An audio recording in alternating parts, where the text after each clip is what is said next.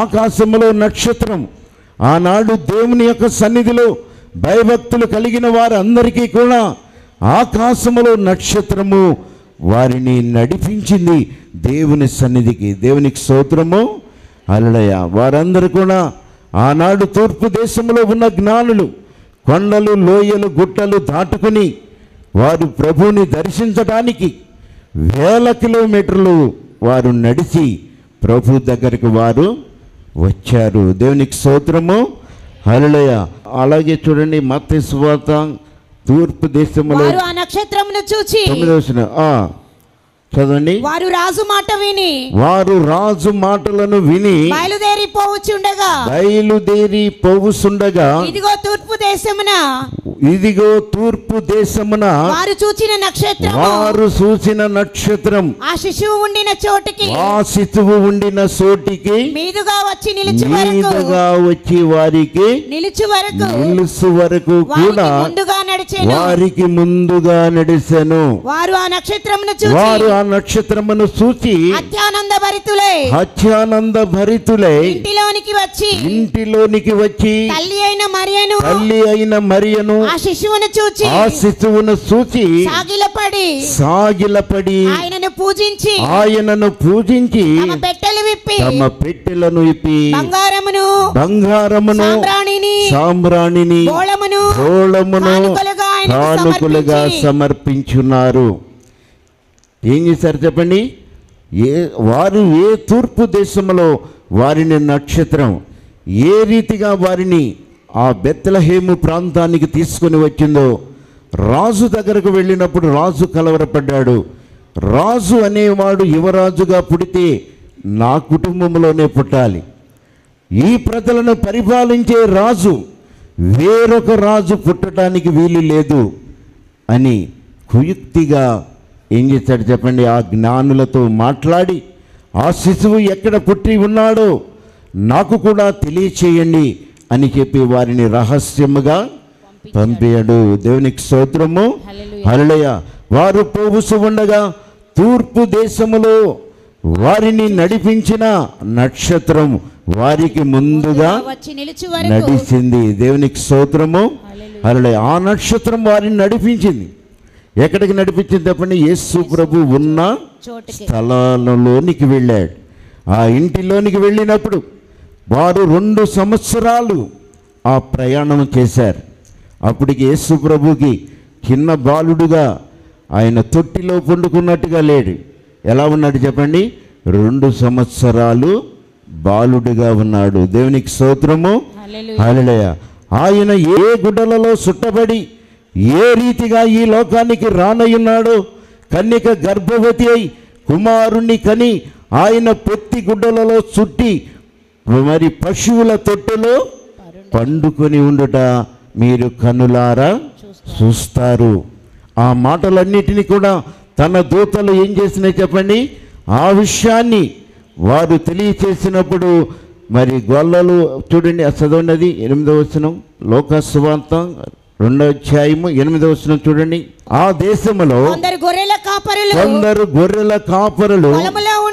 పొలములలో ఉండి రాత్రి వేళ తమ మందను వారు కాచుకొనుచుండగా ప్రభుదూత వారి యొద్దకు వచ్చి నిలిచెను.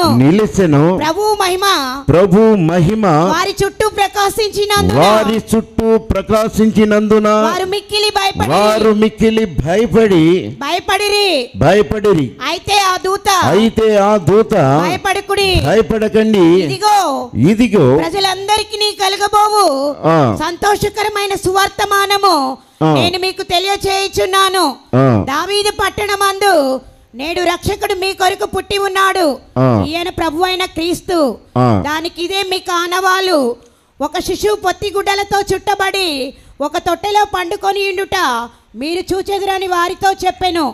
వెంటనే పరలోక సైన్య సమూహము ఆ దూతతో కూడా నుండి సర్వోన్నతమైన స్థలములలో దేవునికి మహిమయు ఆయనకి ఇష్టలైన మనుషులకు భూమి మీద సమాధానము కలుగునుగాక. ఆ దేశములో కొందరు గొర్రెల కాపరులు తమ పొలములలో రాత్రి వేళ తమ మందలను కాచుకొనుచుండగా దేవుని దూత వారి మధ్యలో ప్రకాశమానముగా వారిని దర్శించినప్పుడు వారు భయపడ్డారు. ఆనాడు గొర్రెల కాపరులు తమ మందలకు కూడా రక్షణ లేదు. ఆనాటి పరిపాలనలో క్రూరమైన హేరోదు పరిపాలిస్తున్న దినాలలో దేవుని ప్రజలకు శాంతి లేని దినాలలో ఉన్నప్పుడు ప్రభు ఈ లోకానికి ఆయన తగిన సమయంలో ఈ లోకానికి కన్నిక గర్భవతి అయి కుమారుణ్ణి కని ఆయనను పొత్తిగుడ్డలలో చుట్టి పశువుల తొట్టెలో పండబెట్టి ఉన్నది అని ఆ విషయాన్ని ప్రవచనాలు ప్రకారముగా ప్రభు వారికి తెలియచేసినప్పుడు ఆ గొర్రెల కాపరులు వెళ్ళి ప్రభువుని వారు దర్శించారు. దావీదు పట్టణమందు నేడు రక్షకుడు మీ కొరకు ఆయన పుట్టి ఉన్నాడు, ఈయన ప్రభు అయిన క్రీస్తు, దానికి ఇదే మీకు ఆనవాలు. ఒక శిశువు గుడ్డలతో చుట్టబడి ఒక తొట్టెలో పండుకొని ఉండుట మీరు చూచెదరని వారితో చెప్పినప్పుడు వారు వెళ్ళారు, ప్రభువుని వారు దర్శించారు. దేవునికి స్తోత్రము. హల్లెలూయా. పరలోకములో కోట్ల కొలది దూతలు, ఈ లోకములో ఇదిగో పరలోకాన్ని విడిచి భూమి మీద మీ కొరకు రారాజుగా పుట్టి ఉన్నాడు కనుక ఆయనను ఈరోజు మీకు సమీపములో ఉన్నాడు కనుక భూమి మీద ఉన్న ప్రజలారా మీకు సమాధానము సంతోషము కలుగునుగాక. దేవునికి స్తోత్రము.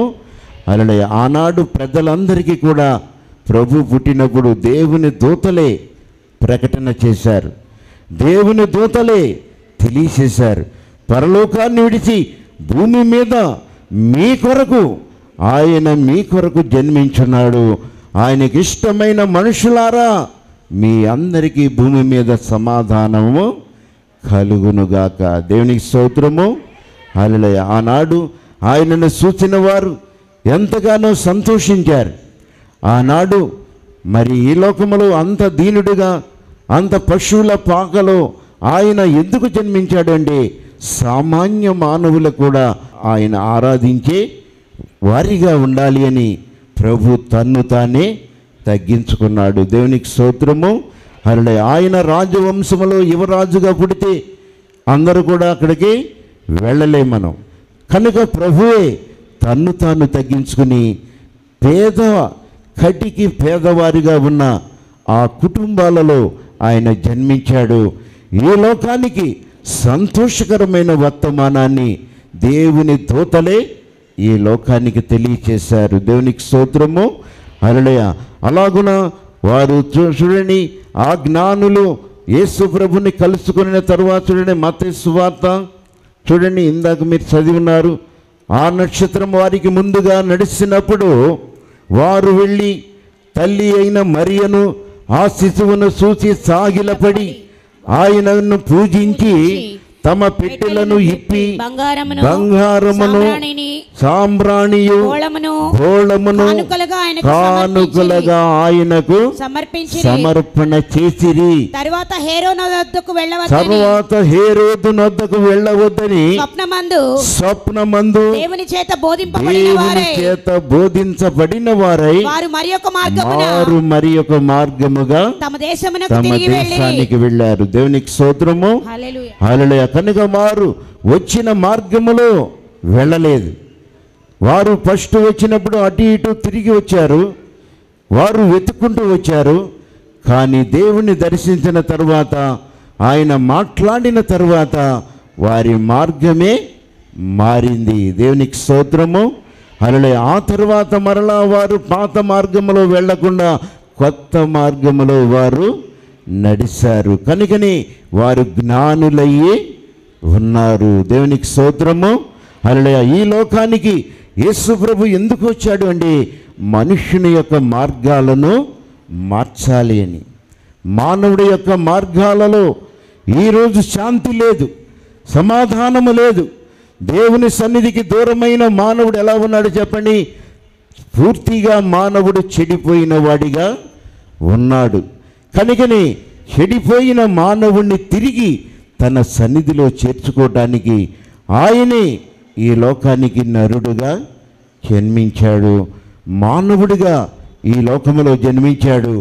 ఆయన ఈ లోకములో సమస్త మానవులకు జీవనాన్ని చూడండి. లోకాసు వార్త 1వ అధ్యాయము 76వ వచనం చూడండి. మరియు ఓ శిశువా నీవు సర్వోన్నతుని ప్రవక్తవని అనబడుదువు. మన దేవుని మహావాత్సల్యమును బట్టి వారి పాపములను క్షమించుట వలన తన ప్రజలకు రక్షణ జ్ఞానమును ఆయన అనుగ్రహించునట్లు ఆయన మార్గములను సిద్ధపరుచుటకై నీవు ప్రభువునకు ముందుగా నడుసెదవు. మన పాదములను సమాధాన మార్గములోనికి నడిపించునట్లు చీకటిలోను మరణ ఛాయలలోను కూర్చుండే వారికి వెలుగునిచ్చుటకై ఆ మహావాత్సల్యమును బట్టి పైనుండి ఆయన అరుణోదయ దర్శనము ద్వారా మనకు అనుగ్రహించారు. దేవునికి స్తోత్రము. హల్లెలూయా. మన దేవుడు ఎలా దర్శించారు చెప్పండి? ఆయన పైనుండి తన యొక్క ఏమన్నారు చెప్పండి? అరుణోదయ దర్శనము ద్వారా మనలను దర్శించాడు. దేవునికి స్తోత్రము. హల్లెలూయా. ఈ లోకానికి నక్షత్రములుగా తన బిడ్డలకు తెలియచేశాడు. ఆకాశములో నక్షత్రము యాకోబులో ఉదయించును, అది ఇశ్రాయేలీలలో ఆ రాజదండము లెగుసును, అది మోయాబు ప్రాంతములను కొట్టును. దేవునికి స్తోత్రము. హల్లెలూయా. దేవుని వాగ్దానాన్ని బట్టి, ఆయన ప్రవచనాలను బట్టి, ఆది యందు వాక్యముండెను, వాక్యము దేవుని యొద్ద ఉండెను, ఆ వాక్యమే శరీరధారి అయి మన మధ్యలో సంచరించెను. దేవునికి స్తోత్రము. అలా ఆ శరీరధారి అయి మన మధ్యలో జన్మించిన దేవుడు ఆయన అనేకులకు దర్శనమిచ్చాడు. అనేకులకు ఆయన అరుణోదయముగా వారిని ఆనాటి ఆయనకు ఇష్టమైన వారందరికీ కూడా దర్శనమును చూపించాడు. వారందరూ కూడా ప్రభువుని దర్శించారు, తమ మార్గాలను దిద్దుకున్నారు. చీకటిలో ఉన్న ప్రజలు గొప్ప వెలుగుని ఆ రోజున వారు చూడగలిగారు. దేవునికి స్తోత్రము. హల్లెలూయా. కనుక చీకటిలో ఉన్న ప్రజలు ఏం చూశారు చెప్పండి? ఆ ప్రజలకు ఏమన్నారు చెప్పండి? చీకటిలో ఉన్న ప్రజలకు మరణ ఛాయలలో కూర్చుని ఉన్న వారికి, మరణ ఛాయల్లోనూ కూర్చుండే వారికి, మరణ ఛాయలలో కూర్చున్న వారికి వెలిగించుటకై ఆ మహావాక్కును బట్టి పైనుండి ఆయన మనకు అరుణోదయ దర్శనమును అనుగ్రహించాడు. దేవునికి స్తోత్రము. హల్లెలూయా. కనుక దేవుడు తన ప్రజల పాపముల నుంచి వారికి రక్షణ కలగచేయడానికి, తన ప్రజల పాపములను రక్షణ కలగచేయటమే కాకుండా రక్షణ ఆనందాన్ని కూడా వారికి తీసుకొని వచ్చాడు. వారి మార్గాలను సరిచేశాడు. వారి మార్గాలలో శాంతి సమాధానము లేని వారికి శాంతి మార్గాన్ని ఆయన ప్రకటన చేశాడు. దేవునికి స్తోత్రము. హల్లెలూయా. కనుక ఆయన నామములో రక్షణ ప్రకటన చేశాడు. ఆనాడు ఆయనను చూసిన వారందరూ కూడా కనులారా చూసిన వారు తమ మార్గాలను వారు సరిదిద్దుకొని ఉన్నారు. ఎందుకంటే ఈ లోకములో నిజమైన లోకరక్షకుడిని చూసాం. ఆకాశములో ఆయన నక్షత్రము మనకులను దర్శించింది, మనల్ని నడిపించింది. ఆ నక్షత్రము ఎన్నడూ చూడని ప్రకాశమానమైన తేజో నక్షత్రము. ఆయన నక్షత్రాన్ని మేము కనులారా చూసి ఉన్నాం. దేవునికి స్తోత్రము. హల్లెలూయా. ఆయన నక్షత్రాన్ని చూసి ఆయనను పూజించి ఆయన మార్గాలలో మరి ఆయన ఏది బోధించాడో ఆ మార్గములో వారు నడుచుకున్నారు. కనుకనే దేవుడు అన్నాడు, వారు తూర్పు దేశములో వచ్చిన వారు, తూర్పు దేశములో వచ్చిన వారిని ఏమన్నారు చెప్పండి? వారు జ్ఞానులు. దేవునికి స్తోత్రము.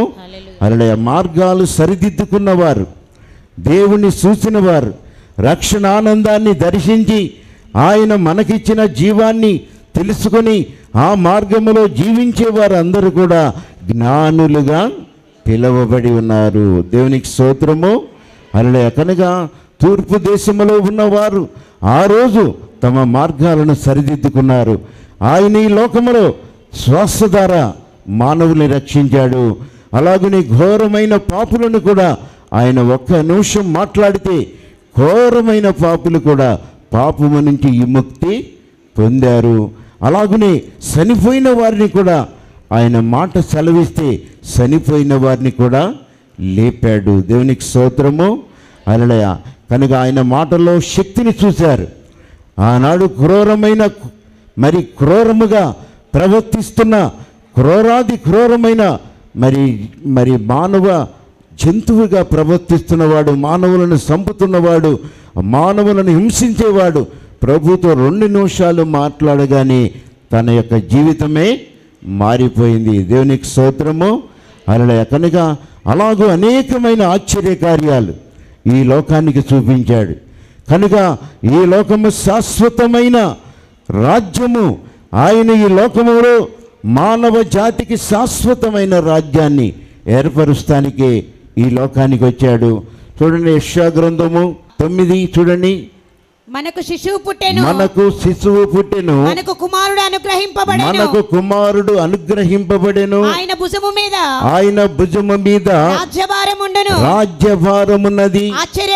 ఆశ్చర్యకరుడు, ఆలోచనకర్త, బలవంతుడైన దేవుడు, నిత్యుడగు తండ్రి, సమాధానకర్త అయిన అధిపతి అని అతనికి పేరు పెట్టబడును. ఇది మొదలుకొని మితి లేకుండా దానికి వృద్ధియు క్షేమము కలుగునట్లు సర్వకాలము దావీదు సింహాసనమును రాజ్యమును ఆయన నిర్మించి ఉన్నాడు. న్యాయము వలన నీతి వలన రాజ్యమును స్థిరపరిచి ఉన్నాడు. దేవునికి స్తోత్రము. హల్లెలూయా. దేవుడు ఏం చేస్తున్నారు చెప్పండి? ఆయన భుజముల మీద రాజ్యభారం ఉన్నది. ఆశ్చర్యకరుడు, ఆలోచనకర్త, బలవంతుడైన దేవుడై ఉన్నాడు. ఇది మొదలుకుని ఆయన ఈ లోకానికి వచ్చినది మొదలుకుని మితి లేకుండా దానికి వృద్ధియు క్షేమము కలుగును. దేవునికి స్తోత్రము. హల్లెలూయా. ఆయన నామమందు విశ్వాసం ఉంచిన వారు, ఆయనను అంగీకరించిన వారు, ఆయన రక్షణను తెలుసుకున్నవారు, దేవుడు అంటున్నాడు ఇది మితి లేకుండా వారికి వృద్ధియు క్షేమము కలుగునట్లు ఆయన నీతి న్యాయములతో రాజ్యము స్థాపించనయ్యి ఉన్నాడు. దేవునికి స్తోత్రము. హల్లెలూయా. కనుక తన ప్రజలకు, ఆయన ఏర్పాటు చేసుకున్న ప్రజలకు ఈ భూమి మీద ఉన్న రాజ్యము అశాశ్వతమైన రాజ్యం. ఈ రాజ్యములో నీతి న్యాయములు లేని రాజ్యాన్ని ఆయన తన పాలనలో ఉన్న ప్రజలను తప్పించి ఆయన శాశ్వతమైన రాజ్యాన్ని తన ప్రజలకు ఆయన ఏర్పాటు చేసి ఉన్నాడు. దేవునికి స్తోత్రము. హల్లెలూయా. ఆ రాజ్యము ఎన్నడూ కూడా అంతము కానేరదు. దానికి ఎన్నడూ కూడా వృద్ధి కలుగుతున్నదే కానీ దానికి నాశనము కలగదు. దేవునికి స్తోత్రము.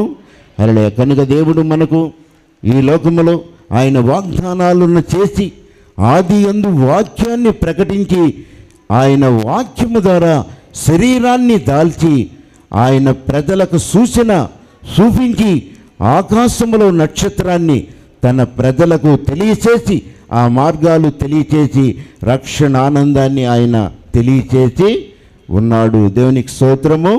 హల్లెలూయా. వారందరికీ కూడా ఆనాడు ఆయనను చూసిన వారందరూ రక్షణ పొందారు. ఆయన మాట వినిన వారు పాపమును విడిచి వారందరూ పరిశుద్ధులుగా మారారు. మరణ వ్యాధులలో నుంచి విడిపించబడ్డారు. అలాగనే ఈ లోకంలో ఏ ఆదరణ లేని వారు కూడా జీవమును వారు అనుగ్రహించి పొందుకొని ఉన్నారు. దేవునికి స్తోత్రము.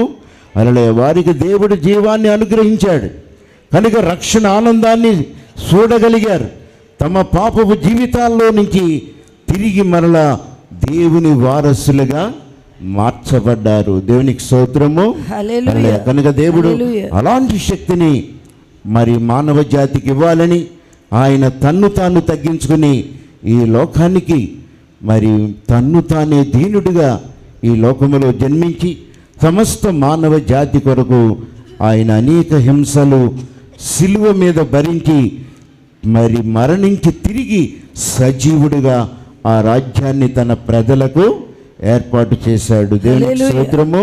హల్లెలూయా. ఆ రాజ్యము ఎన్నడూ అంతము కానేరదు. ఆ రాజ్యములో ప్రతివాడు అక్కడికి వెళ్ళాలని. హల్లెలూయా. కనుక ఈ భూమి మీద జీవితకాలం అంతా మరణ భయముతో జీవితకాలం అంతా సరిపోయి మానవుణ్ణి కాపాడుట కొరకే ఆయన రక్త మాంసములు కలిగిన వానిగా జన్మించాడు. దేవునికి స్తోత్రము. హల్లెలూయా. కనుక ఈ లోకములో ఆయన మన కొరకు జన్మించిన దినాలు, ఈ లోకములో ఆయన మన కొరకు జన్మించి మన కొరకు తన యొక్క ప్రాణము పెట్టినంత ప్రేమ మరి ఈరోజు మనం ఒకసారి ఆయన ప్రేమను జ్ఞాపకం చేసుకుని ఆయన సన్నిధిలో ఈ లోకములో మనకిచ్చిన రక్షణ, ఈరోజు మనం అందరం క్షేమంగా ఉన్నాము అంటే ఈరోజు ఆయనను ఎరిగినా ఎరగకపోయినా ఆయన బిడ్డలుగా మనం ఉన్నాము కనుక ఆయన దీవెన మనకు తప్పకుండా అనుగ్రహింపబడి ఉన్నది.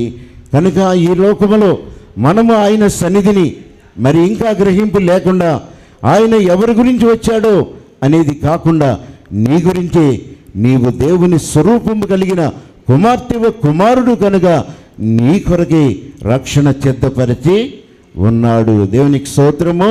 హల్లెలూయా. ఇంకా నీవు గ్రహింపు కలగకపోతే ఇప్పుడైనా దేవుని చిత్తాన్ని తెలుసుకుని మారు మనసు పొందమని ప్రభు పక్షాన మిమ్ములను కోరుకుంటున్నా. హల్లెలూయా. దేవుని వాక్యము దీవించునుగా. రాజేష్, నేను బోడపాడు గ్రామం నుంచి వస్తాను.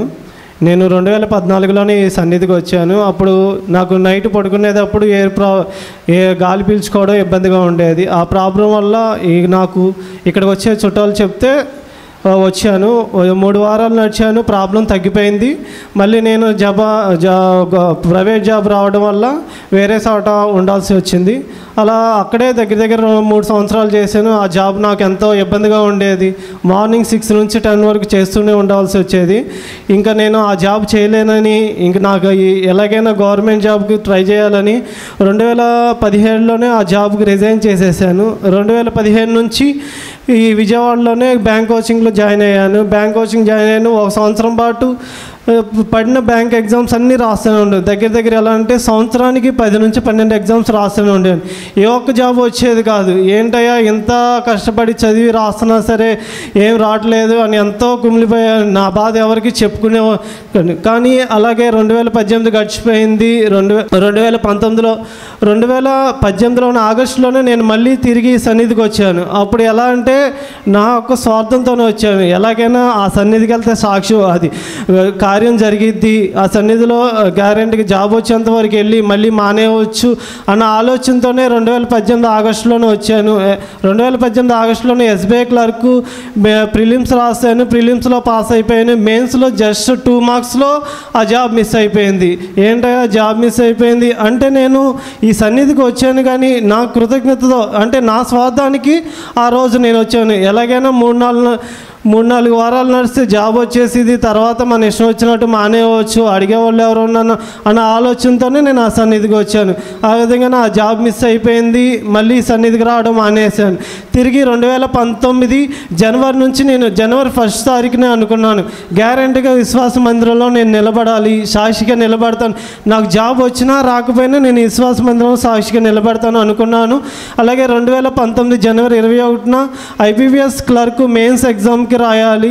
ఆ రోజు ఎవరితో ప్రార్థన చేయించుకోలేదు, మా పాస్టర్ గారితో కూడా ప్రార్థన చేసుకోలేదు. ఆ రోజు అమ్మగారికి ఈ సన్నిధికి వచ్చి బలిపీఠం ముందే అమ్మగారితో ప్రార్థన చేయించుకొని వెళ్ళాను. జనవరి 21న ఎగ్జామ్ రాశాను. ఆ ఎగ్జామ్ రిజల్ట్స్ ఏప్రిల్ 1 తారీఖున వచ్చాయి.